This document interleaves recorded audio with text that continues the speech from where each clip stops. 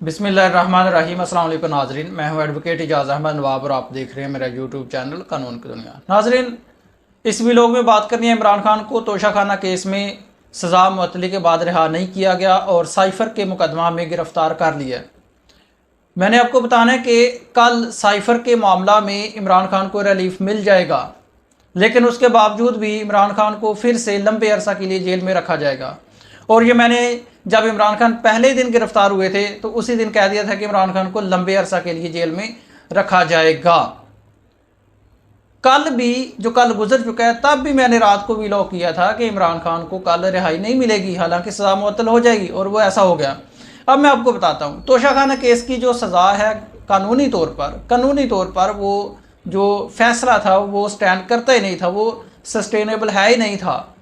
तो उसको वो जो सज़ा थी उसको मुअत्तल होना ही होना था, शॉर्ट सेंटेंस थी, एज अ रूल उसको मुअत्तल होना ही था।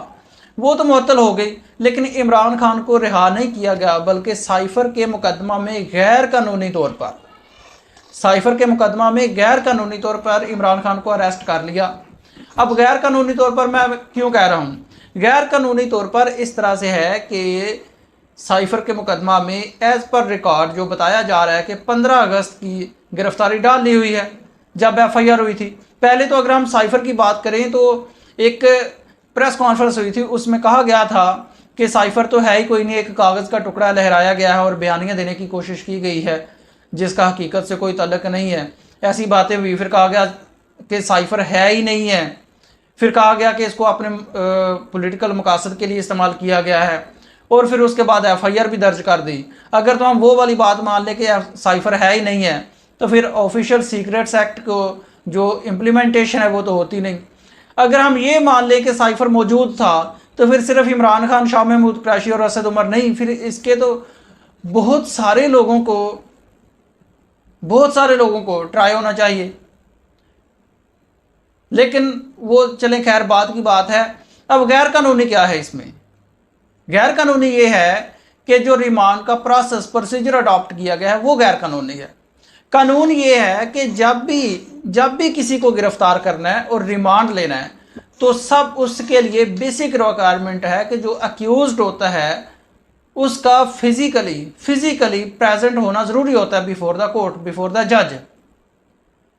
और ये सुप्रीम कोर्ट ऑफ पाकिस्तान ने ये नुकता डिसाइड किया है 2005 में, रिपोर्टेड जजमेंट है कि जब भी किसी का रिमांड देना है तो कोर्ट के सामने जो अक्यूज्ड है उसका फिजिकल मौजूद होना ज़रूरी है।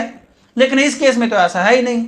ये जो आप ने देखा है सोशल मीडिया पर, जो रिमांड पेपर है जिस पर ऑर्डर है रिमांड का, उस पर जज साहब वाज़ेह तौर पर लिख रहे हैं कि इमरान खान पहले ही अटक जेल में मौजूद हैं, डिटेन्ड हैं सॉरी, तो उनको उसी जेल में रखा जाए और 30 अगस्त को पेश किया जाए।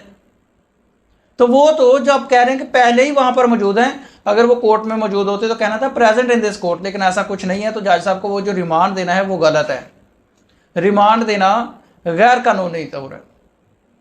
उसके बाद सुप्रीम कोर्ट ऑफ पाकिस्तान ने ये भी नुक्ता तय कर दिया है रिमांड देना प्रेजेंट अक्यूज्ड का प्रेजेंट होने के अलावा, सुप्रीम कोर्ट ऑफ पाकिस्तान ने यह भी नुक्ता तय किया है कि कोई भी मुलज़म जो एक केस में गिरफ्तार है उसको दूसरे केस में बगैर बताए गिरफ्तार नहीं किया जा सकता।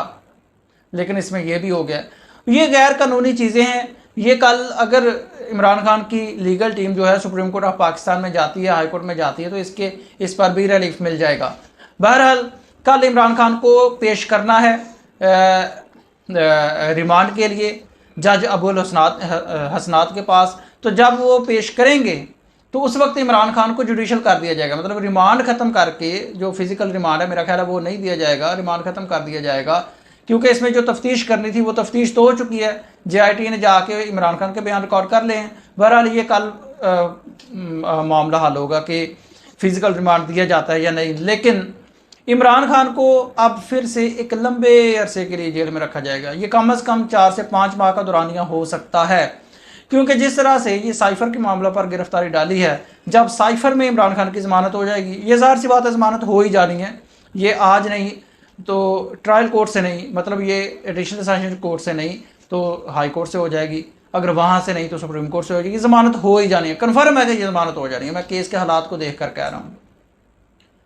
जब ये ज़मानत हो गई तो अगले केस में गिरफ्तारी डाल देंगे, जब उसमें ज़मानत होगी फिर अगले केस में गिरफ्तारी डाल देंगे।